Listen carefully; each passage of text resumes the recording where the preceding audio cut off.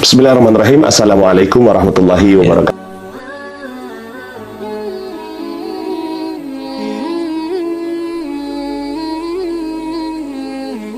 Gitu, hati-hati gitu, jangan sampai akhirnya 1-2 tetes ya itu netes ke perut malah jadi batal puasanya ya. Jadi terus gimana wudhunya gitu ya.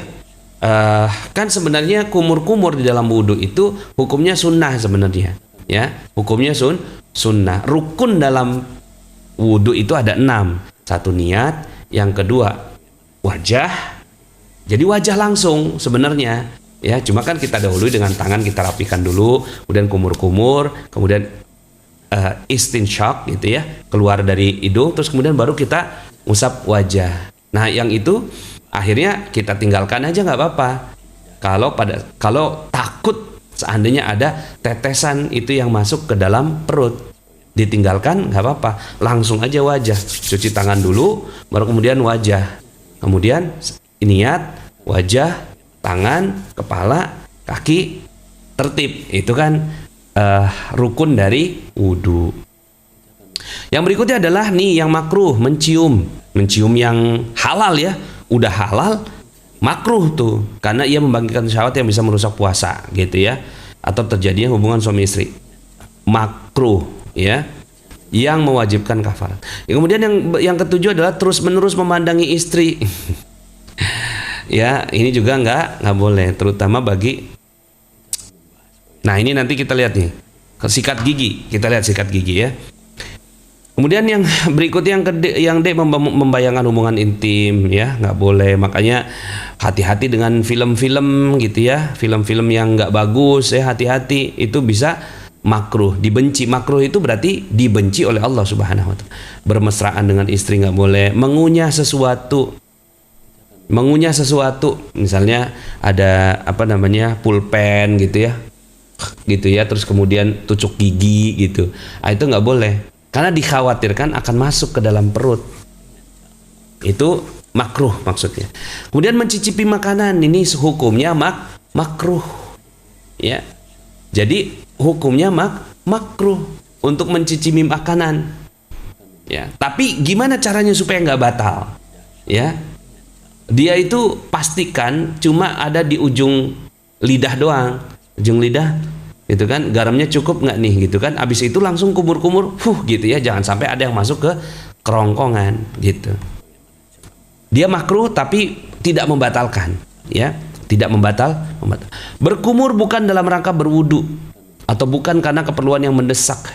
Jadi berkumur dalam wudhu masih diperbolehkan, tapi ini berkumur di luar wudhu ya udah makruh itu.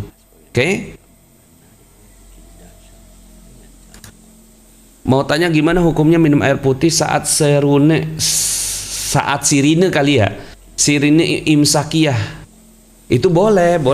Jadi imsak ya, waktu imsak itu ulama ya menetapkan nih, misalnya nih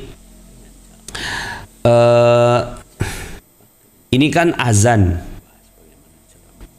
subuh ya, azan subuh, kemudian ini imsak tuh sirine imsak gitu kan. Nah ini ada waktu 10 menit nih gitu, ada waktu 10 menit imsak gitu ya. Nah pada saat imsak tuh kan waktunya waktunya menahan diri gitu. Nah itu diperbolehkan kalau seandainya masih ada ya di sini nih waktu-waktu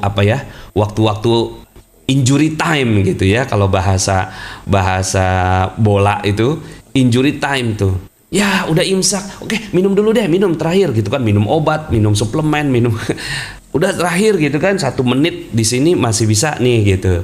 Nah hati-hati karena dia waktu injury time gitu ya, jangan dipakai kebablasan gitu, seperti itu ya. Jadi bismillah. Kalau meluk dan mencium anak karena sayang dan gemas boleh ya Ustadz? Iya boleh, yang nggak boleh istri ya, apalagi yang bukan istri, nauzubillah ya. Kemudian memakai celak di awal siang, ini ya di awal siang ya, nah ini makruh ya. Kemudian berbekam karena khawatir melemahkan Jadi bekam itu boleh-boleh aja di siang hari karena kan dia cuma nusuk yang apa namanya di apa namanya di tempat yang tidak membatalkan puasa. Tapi hukumnya makruh. Oke? Hukumnya makruh. Ya kalau mau itu malam aja dah gitu ya. Malam kan masih ada waktu. Oke, itu tadi. Kemudian sekarang sunnahnya ya. Tadi udah apa yang membatalkan, kemudian sekarang sunnah-sunnahnya. Apa saja sunnahnya? Satu, menyegerakan berbuka. Jadi ketika sudah waktu azan ya, waktu azan maka ya sunnahnya adalah la yazalun nas bi khairin ma'ajjalu al-fitr. Manusia senantiasa dalam kebaikan selama menyegerakan berbuka.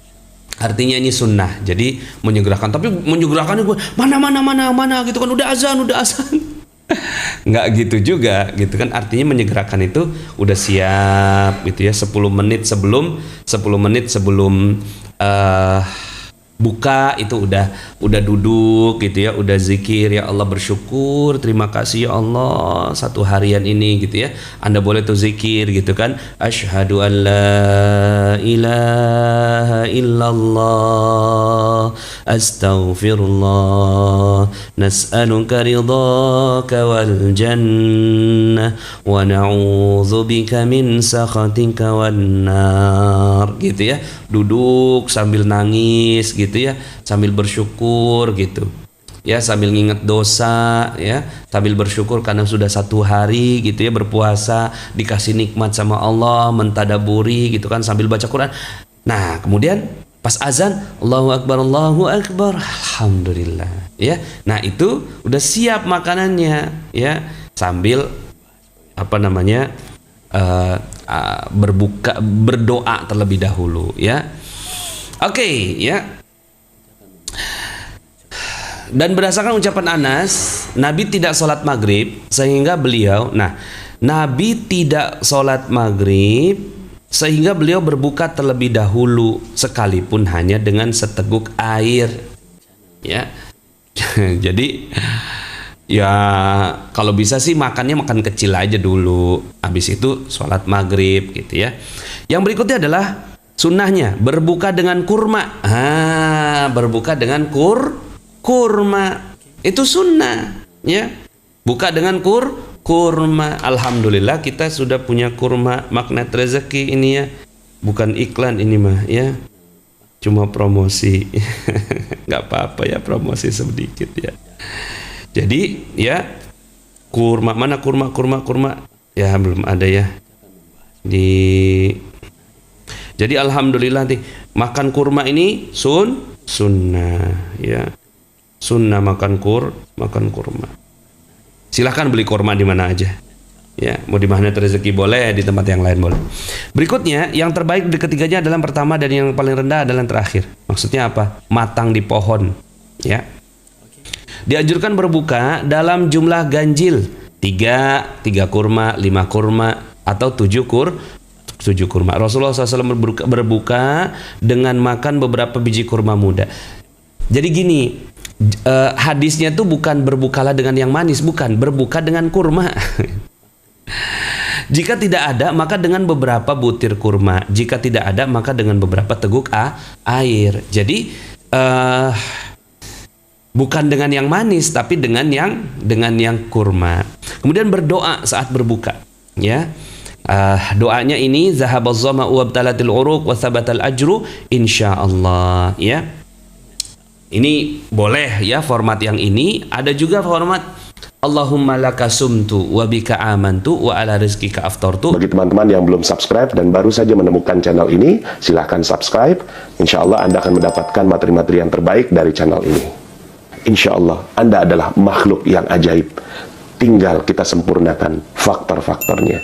Dan insya Allah dalam video-video berikutnya kita akan lanjutkan materi ini sampai Anda menemukan potensi terbesar diri Anda dan menjadi makhluk ajaib sebagaimana yang Allah Subhanahu wa Ta'ala inginkan untuk Anda. Sampai jumpa. Assalamualaikum warahmatullahi wabarakatuh.